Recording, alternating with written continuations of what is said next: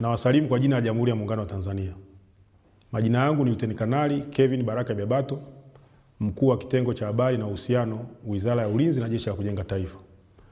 Jeshi la Ulinzi la Wananchi wa Tanzania linatangaza nafasi za kuandikishwa jeshi kwa vijana wa Kitanzania kuanzia elimu ya sekondari hadi elimu ya juu.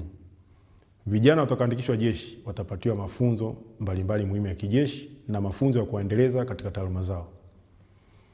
Ndugu wa Tanzania, vijana wa Kitanzania wenye nia ya kuandikishwa jeshi wanatakiwa kuwa na sifa zifuatazo: awe raia wa Tanzania wa kuzaliwa, awe na umri usiozidi miaka 25 kwa elimu ya kidato cha 4 na kidato cha 6, usiozidi miaka 28 kwa elimu ya juu, awe na afya nzuri na akili timamu, mwenye tabia na nidhamu nzuri, hajapatikana na hatia ya makosa ya jinai mahakamani au kufungwa, awe na cheti halisi cha kuzaliwa, original birth certificate, na vyeti vya shule, academic and school leaving certificate, awe hajatumikia jeshi la polisi, magereza, chuo cha mafunzo, kikosi maalum cha kuzuia magendo au chombo kingine chochote cha ulinzi na usalama, awe amehitimu mafunzo ya Jeshi la Kujenga Taifa kwa mkataba wa kujitolea miaka 2 au mujibu wa sheria na kutunikiwa cheti.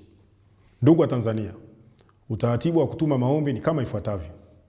Maombi yote yaandikwe kwa mkono na yawasilishwe yalipokuwa makao makuu ya jeshi Msalato, Dodoma, kuanzia tarehe 15 Aprili 2026 hadi tarehe 28 Aprili 2026, yakiwa na viambatisho vifuatavyo: nakala ya kitambulisho cha taifa au nambari ya NIDA, nakala ya cheti cha kuzaliwa, vyeti vya shule na chuo, nambari ya simu ya mkononi ya mwombaji, nakala ya cheti cha JKT kwa waombaji waliomaliza mkataba.